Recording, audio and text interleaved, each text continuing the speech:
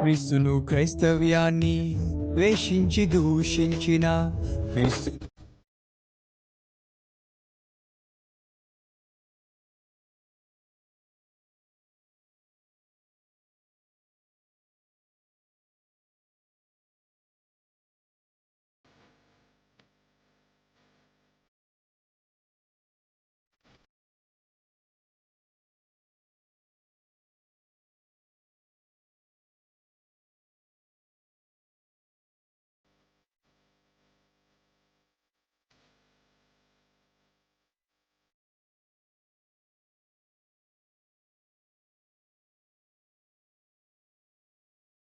హల్లెలూయా. ఎప్పుడైతే ఈ కుమారుడు తప్పిపోయిన చిన్న కుమారుడు దూరదేశానికి వెళ్ళాడో అక్కడ ఆడు ఏం చేశాడు చెప్పండి? డబ్బులతో ఏం చేశాడు? దుర్వ్యాపారం చేశాడు. వాక్యము ఎప్పుడు కూడా ఉద్యోగం కంటే వ్యాపారానికి ఎక్కువ విలువిస్తుంది. వ్యాపారానికి దేవునికి వాక్యం ఎక్కువ మొగ్గు చూపిస్తుంది. జాగ్రత్తగా వినండి. వీడు వ్యాపారం చేశాడు. ఏ వ్యాపారం చేశాడు? వ్యాపారం చేయమన్నారు పాస్టర్ గారు అని చెప్పేసి ఓ 10 కేజీలు బెల్లం ఆ వ్యాపారం చేయొద్దు. అవి సమాజానికి కుటుంబానికి శ్రేయస్కరమైన వ్యాపారాలు కాదు. దేవునికి స్తోత్రం. యెషయా గ్రంథంలో అంటాడు, మద్యము కలుపుటలో తెగువ కలిగిన వాడికి శ్రమ అంటాడు.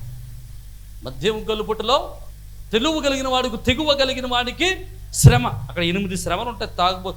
మందు తయారు చేసే వాళ్ళకి, మందు అమ్మేవాడికి కూడా శ్రమలు ఉంటాయి అక్కడ.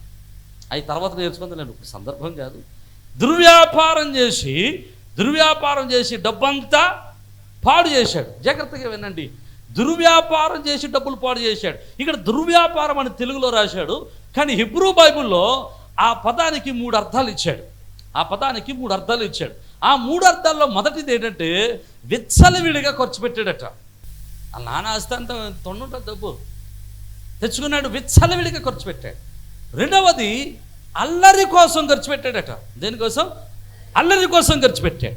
మూడవది అపవిత్రంగా ఉపయోగించాడట. ఎలాగా? ఇప్పుడు చెప్పండి. ఇప్పుడు డబ్బులు ఎలా వాడాడు అతను? ఒకటి విచ్చలవిడిగా ఉపయోగించాడు, రెండవది అల్లరి కోసం ఉపయోగించాడు, మూడవది అపవిత్రమైన వాటి కొరకు ధనాన్ని ఉపయోగించాడు. ఈరోజు ఓ మాట చెప్పనమండి, నన్ను అతని దగ్గర ధనం ఉంది, కానీ అతడు దుర్వ్యాపారం చేసి ఇట్లా ఖర్చు పెట్టడం వల్ల దరిద్రుడు అయ్యాడు. అసలు డబ్బు అంటే ఏంటి చెప్పండి నాకు మాట. ఇది డబ్బు, ఈ డబ్బులేనా? మీరు డబ్బులు అలాగే చూస్తారు, కానీ నేను అలా చూడడం. డబ్బు అంటే ఏంటో చెప్తాను. ఈ కాగితాలు లేనప్పుడు ఏం వాడేవారండి?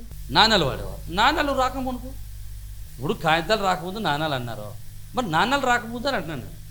వస్తు మార్పిడి ఫస్ట్ సిస్టమ్ ఏంటంటే వస్తు మార్పిడి అంటే ఎట్లా అంటే, నేను ధాన్యాన్ని పండిస్తాను, మరొకరేమో మినుములు పండిస్తారు, మరొకరేమో వంకాయలు పండిస్తారు, మరొకరు బీరకాయలు పండిస్తారు, మరొకటి. ఒక వ్యక్తికి నాకు ఇప్పుడు ఇదే రోజు ఏం కావాలో వాటిని నేను తెచ్చుకోవాలంటే, నేను వాటిని పంచుకోవాలంటే, నేను కలిగి ఉండాలంటే, నేను కష్టపడి సంపాదించిన ధాన్యాన్ని పట్టుకెళ్ళి మినుములు పండించినోడికి కొంత, కూరగాయలు పండించినోడికి కొంత, ఇంకోటి పండించినోడికి కొంత ఇచ్చి వాడు కష్టార్జితాన్ని నేను తెచ్చుకుంటాను. అంటే వాళ్ళ కష్టార్జితం నా దగ్గరికి రావాలంటే నేను కూడా నా కష్టార్జితాన్ని వాళ్ళకి ఇవ్వాలి. అంటే నీవు లోకంలో ఉన్నది నీ దగ్గరికి రావాలంటే, లోకంలో ఉన్నటువంటి కష్టార్జితము నీ దగ్గరికి రావాలంటే you have to put your input. నీ దగ్గర ఉన్నటువంటి కష్టాన్ని కూడా అక్కడ పెట్టాలి. హలో, అర్థమైందా? అంటే సమాజానికి నువ్వు ఏదో ఒకటి ఇవ్వాలి. నీ తెలివితేటలో, నీ కష్టమో, నీ జ్ఞానమో, నీ ఆలోచనో, నీకున్నటువంటి మరొకటో సమాజానికి ఇస్తే సమాజములో ఉన్నటువంటి ధనము నీ దగ్గరికి వచ్చుద్ది. అంతేగాని నేను రోడ్డు అంటే వెళ్ళేటప్పుడు ఏమంటే 100 ఉండంటే ఎవడెత్తాడు? ఇప్పుడు రోడ్డు అంటే వెళ్తా ఆకలే, అమ్మాయి 500 బిర్యానీ తినా అంటే ఎవరెత్తారండి? మీరు ఎవరైనా ఇస్తారా? ఏమంటారు? వెళ్ళరా, కూర్చో, సోర ఉంది, కొంచెం అన్నం పెడతాను తిను, ఎక్స్ట్రా అంటాం కదా. అది కూడా ఏంటంటే దేవుడు ఏదో ప్రేమించమన్నాడని పెడతాం. బిర్యానీ తింటాను 500 అమ్మంటిస్తావా? 500 ఎవరికి ఇస్తావు నువ్వు చెప్పు? 500 వాళ్ళంటే ఎవరికి ఇస్తావు నువ్వు? వాడు నీకు ఏదో రకంగా ఉపయోగపడాలి, వాని కష్టము నీకు ఉపయోగపడాలి, వాని ఆలోచన నీకు ఉపయోగపడాలి, వాని జ్ఞానము నీకు ఉపయోగపడాలి. అర్థమైతే దేవునికి స్తోత్రం. అంటే ఇక్కడ ఉన్నటువంటి ఈ యవనస్తుని దగ్గర డబ్బులు అయిపోతున్నాయి కానీ, ఖర్చు పెట్టేస్తున్నాడు కానీ వానికి తిరిగి ధనం రావడం లేదు. అంటే కారణం ఏంటంటే ఈ యవనస్తునికి ఖర్చు పెడుతున్నాడు కానీ ఆ డబ్బులు తిరిగి రావడం లేదంటే వీడు సమాజంలో ఏ పని చేయటం రాదన్నమాట. వాడి దగ్గర ఏ పని లే, వాడికి ఏ జ్ఞానము లే, సమాజానికి ఎందుకు వాడు ఉపయోగపడడం లేదు. ఈ మాట మీకు అర్థమయ్యేటట్టు నేను మాట చెప్తాను చూడండి. లోకాసు సువార్త 15వ అధ్యాయం చూడండి ఒకసారి. లోకాసు సువార్త 15వ అధ్యాయము 16వ వచనం. వాడు పందులు తిను పొట్టుతో తన కడుపు నింపుకొని ఆశపడెను కానీ ఎవడును వాడికేమియో. ఇక్కడ స్టోరీ చెప్పేటప్పుడు చాలామంది ఏమని చెప్తారంటే, ఇంచుమించు నేను కూడా అలాగే చెప్పానేమో నా చిన్నప్పుడు. వీడు పందులు మేపేవాడి దగ్గరికి వెళ్ళాడు. పందులు మేపేవాడి దగ్గరికి వెళ్తే పందులు చూస్తాను రా, నేను ఇంటికి వెళ్ళి అన్నం తెస్తానన్నాడు. వీడు ఇంటికి వెళ్ళి అన్నం తెచ్చే లోపల వీడికి ఆకలేసి చెప్పట్లేదు మీరు, పందులు తినడానికి వెళ్ళేసాడు. అప్పుడు ఆ పందులు కూడా ఈయన గెంటేసాయి. ప్రసంగం అదే కదా, పందులు కూడా విని గెంటేసాయి. పందులు గెట్టాడు చూసి పందులు మేపుకునేవాడు, అయ్యో నా పందులు పొట్టు కూడా తినేస్తున్నావా అని వాడిని తరివేశాడు. ఇది స్టోరీ మనం చెప్పిన స్టోరీ. కానీ స్టోరీ అది కాదు. అక్కడ జరిగిన స్టోరీ ఏంటంటే, వీడు పందులు మేపుకునే వాడి దగ్గరికి వెళ్ళి ఉద్యోగంలో చేరాడు. వాడికి ఉద్యోగం ఇచ్చి పందులను అప్పగించాడు. పందులను అప్పగిస్తే వాడికి పందుల పట్టు తినాలని, అక్కడ చూడండి, అక్కడ వాడు పందుల పట్టు తినడానికి ఆశపడ్డాడు. అయినా కానీ వాడికి ఎవడు ఏమి అంటే ఎవడేమైనా పందులు పట్టు తినాలనుకున్నాడు కానీ ఆ పొట్టు కూడా వాడికి ఎట్టలేదు. ఎందుకంటే ఆ పొట్టు ఎట్టడానికి కూడా వాడి దగ్గర ఏమి అర్థమైందా మీ దగ్గర? అంటే పందులు పట్టు కూడా తీసుకోవడానికి వాడి దగ్గర, సమాజానికి ఆ పందులు మేపుకునే వాడికి ఇవ్వడానికి వాడి దగ్గర శక్తి సామర్థ్యాలు ఏమీ లేవో, వాడికి పని చేయటమో రాదో. అర్థమైతే దేవునికి స్తోత్రం చెప్పండి. అర్థమైతే మీకు?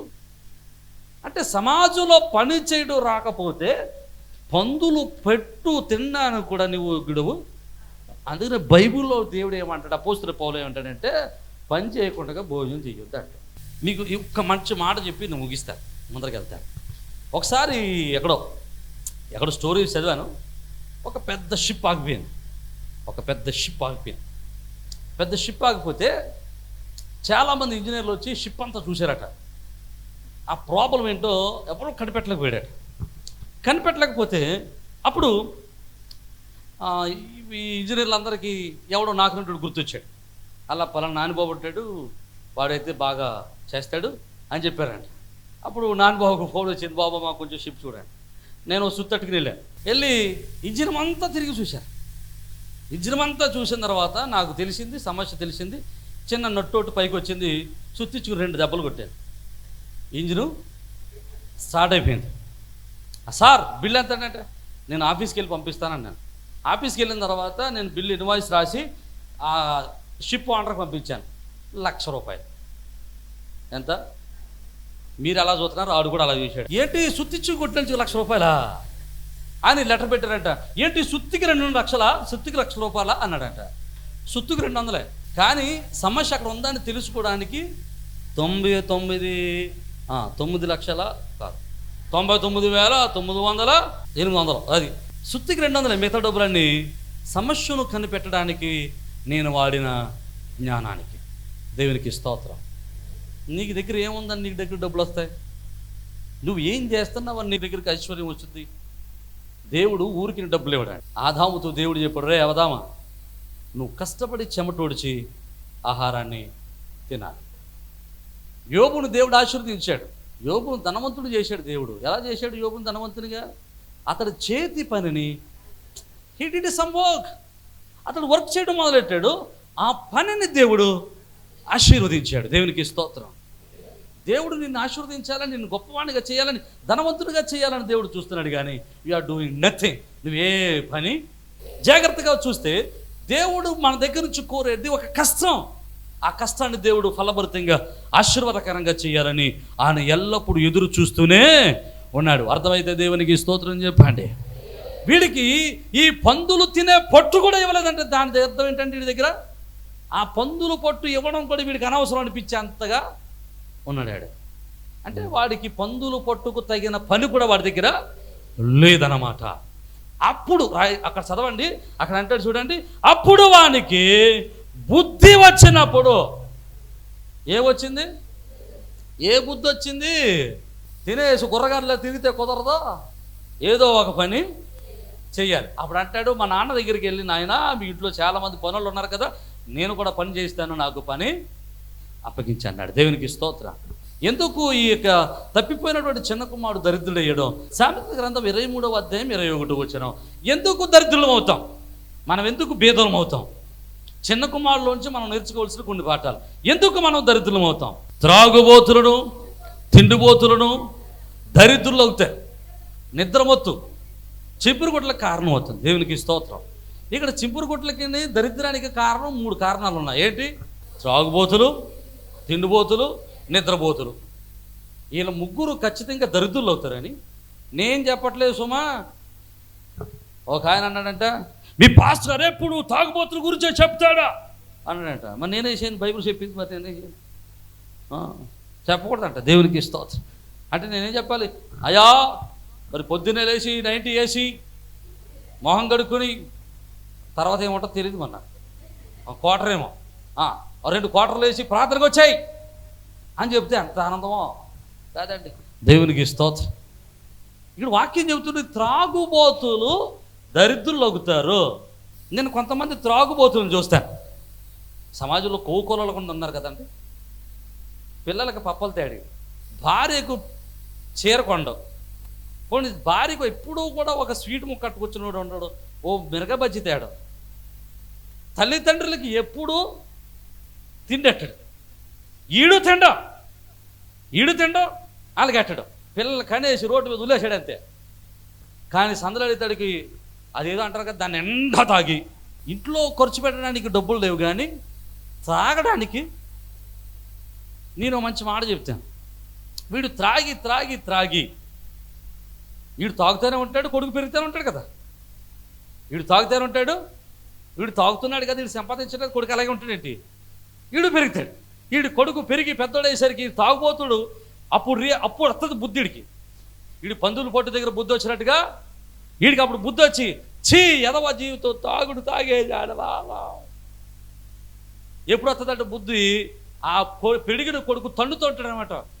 పనికి మనలోడ కనీసం వదిలేసావు నన్ను, నువ్వు తాగడానికి పెట్టిన డబ్బులు ఉంటే నేను బాగా చదువుకునేవాడిని, నువ్వు తాగడానికి పెట్టిన డబ్బు ఉంటే నాకు మంచి ఇల్లు అయ్యేదే, నువ్వు తాగడానికి పెట్టిన డబ్బు ఉంటే నా భవిష్యత్తు బాగుండేదే.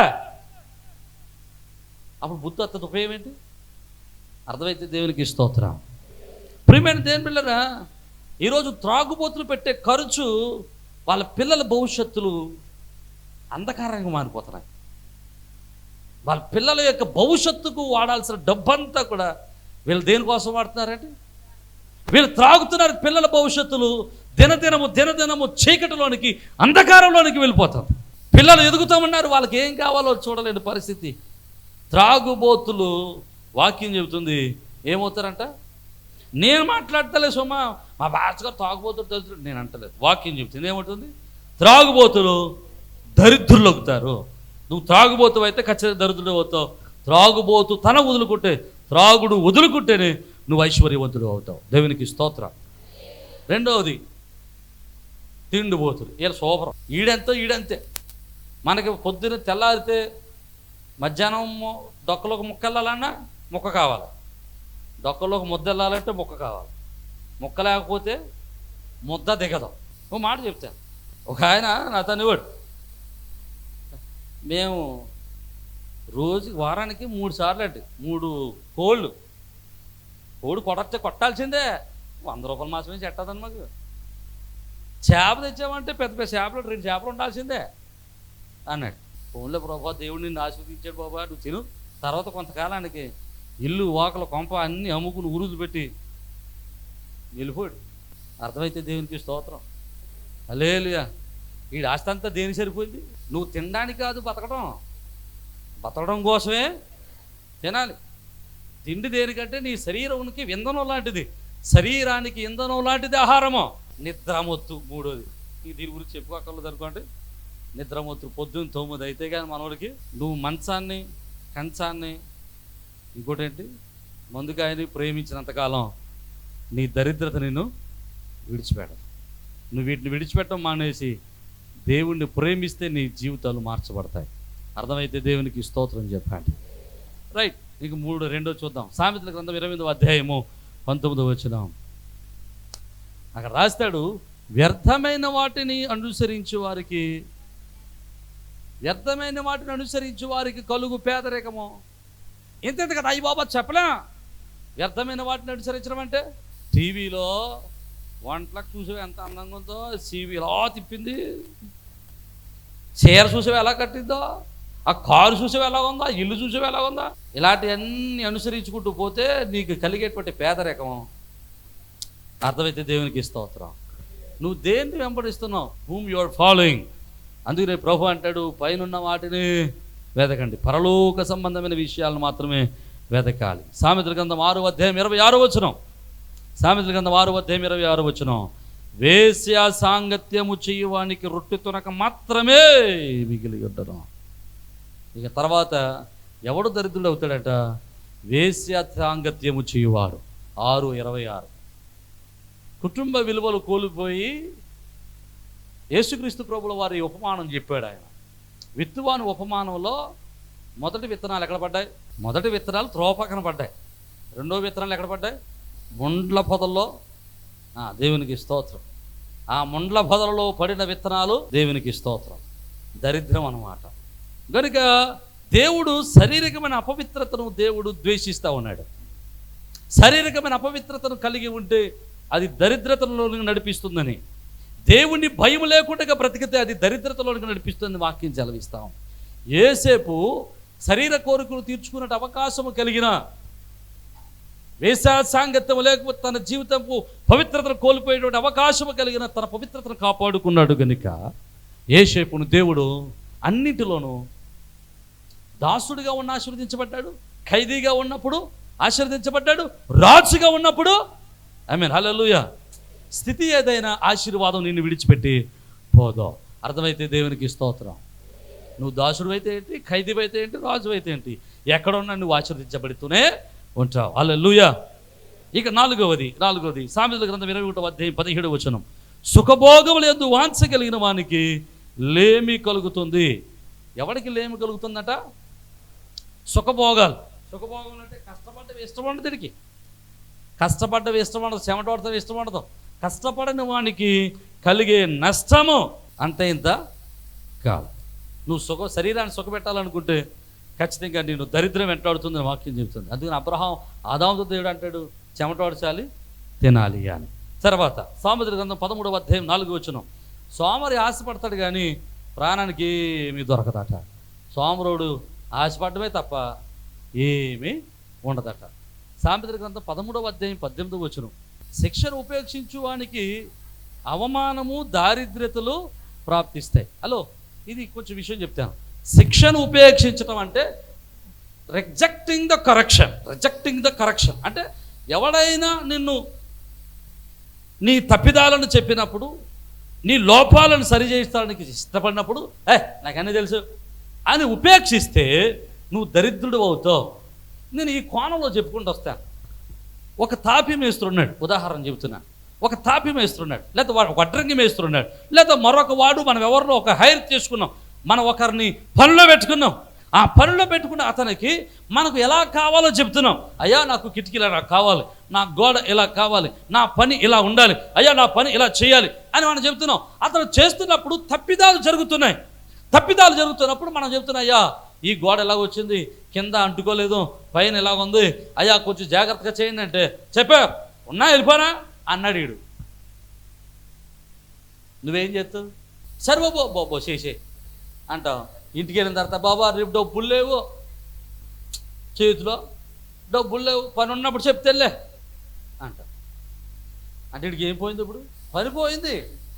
పని పోయిందంటే ఏం పోయింది?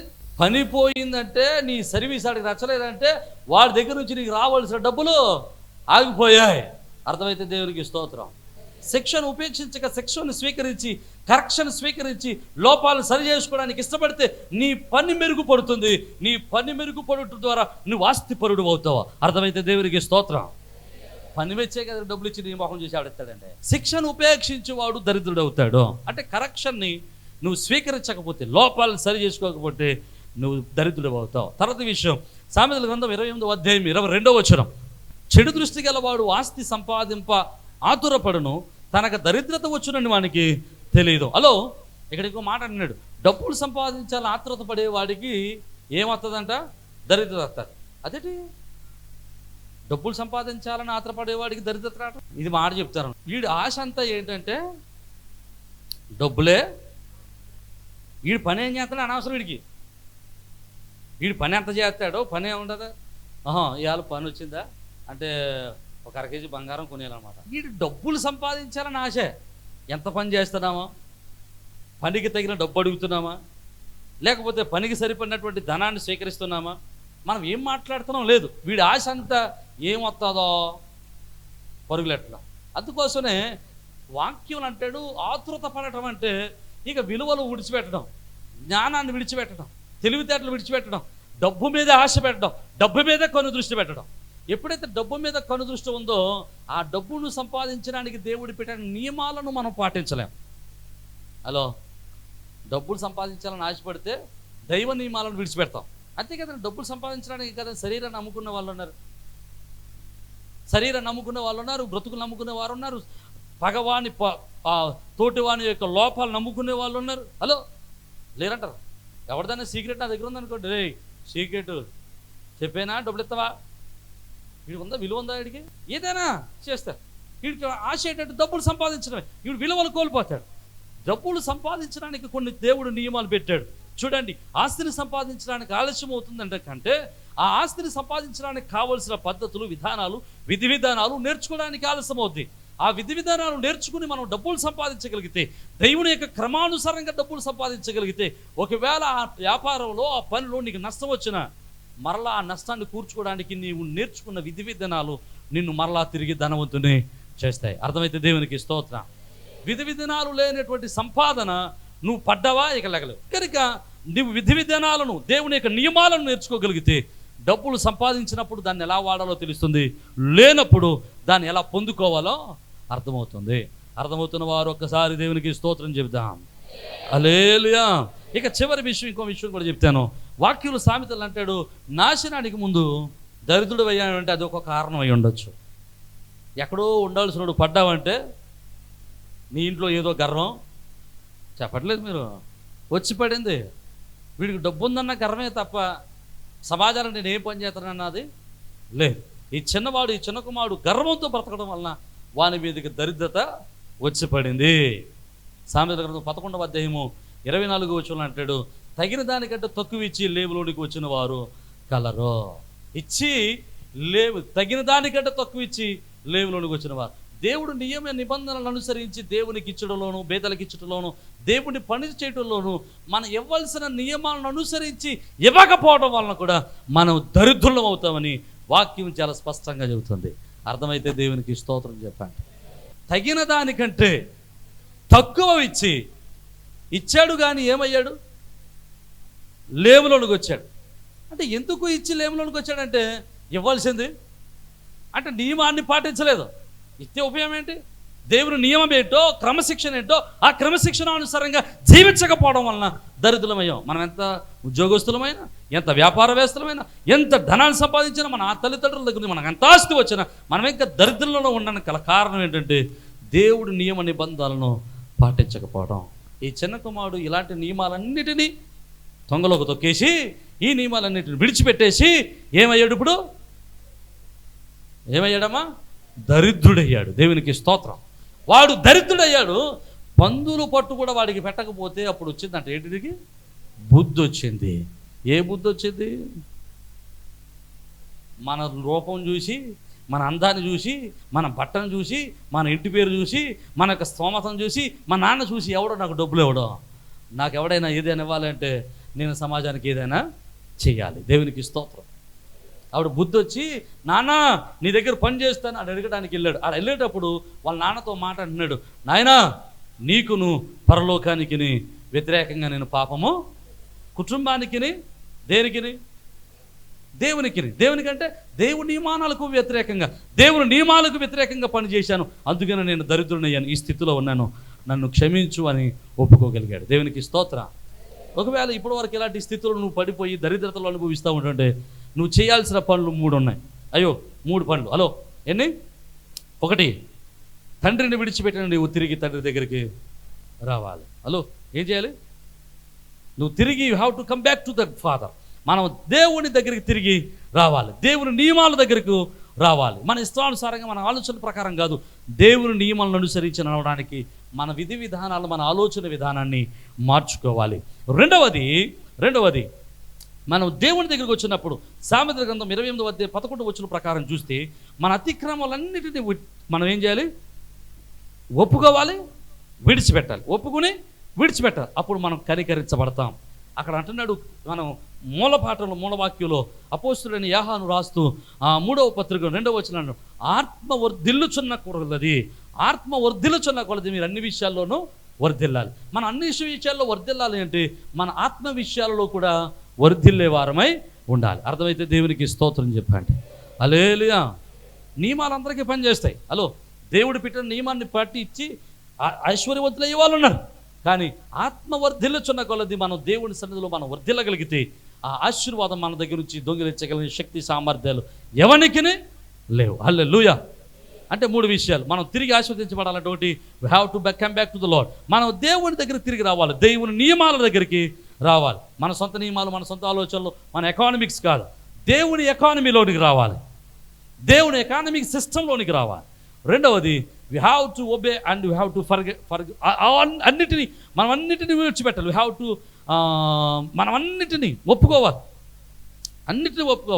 వి have to confess and we have to leave. అన్నిటిని మనం ఒప్పుకుని వాటిని విడిచిపెట్టాలి. మూడవది, ఆత్మస్థితిలో మనం ఏం చేయాలి? ఆత్మీయ జీవితంలో వర్ధిల్లాలి. అప్పుడు దేవుడు కోరుకున్నట్లుగా మనమందరం కూడా గొప్ప ఐశ్వర్యవంతులుగా మార్చబడతాం. ఇప్పుడు ఏమంటారంటే, మాకు పిల్లలు పుట్టారు, మనలు పుట్టారు, ఎందుకంటే మాకు డబ్బులు అంటారు కదా. బైబిల్లో ఒక మాట ఉంది, మంచి తండ్రి అట తన బిడ్డలకు ఆస్తికరంగా చేస్తాడట. ఈరోజు నువ్వు మంచి తండ్రివో చెడ్డ తండ్రివో, మంచి తల్లివో చెడ్డ తల్లివో నువ్వు నిర్ణయించుకోవాల్సిన సమయం. నేను కొన్ని నియమాలు పెట్టాను. ఇప్పుడు 2000 వచనాలన్నీ చెప్పలేం, ఆర్థికపరమైన విషయాలన్నీ ఒకేసారి చెప్పలేం. ఈరోజు చెప్పిన విషయాల్లో కొన్ని విషయాలు మాత్రమే చెప్పగలిగాం. ఇంకా బోల్డని నియమాలు ఉన్నాయి. ఆ నియమాలన్నీ వాక్యం ద్వారా వింటూ ఉన్నప్పుడు మనం సరి చేసుకుని మనము ధనవంతులం అవ్వాలి. దేవుడు అంటున్నాడు, యేసుక్రీస్తు ప్రభువుల వారు మనల్ని ధనవంతులుగా చేయడానికి ఆయన దరిద్రుడు ఆయన తన భాగ్యాన్ని విడిచిపెట్టి భూలోకానికి ఎందుకు వచ్చారో తెలుసా? మనము పరలోక భాగ్యాన్ని పొందుకుని మనం ధనవంతులుగా ఉండాలని దేవుని యొక్క కోరిక. అర్థమైతే దేవునికి స్తోత్రం. ఈరోజు దేవుని యొక్క వాక్యాన్ని వింటున్న ప్రియమైన దేవుని బిడ్డలారా, క్రీస్తు వారి యొక్క మహదైశ్వర్యము చెప్పిన మీరును ఐశ్వర్యవంతులై మీ బిడ్డలను ఐశ్వర్యవంతులుగా మార్చి దేవుని కృపకు పాత్రులకు దూరుగాక.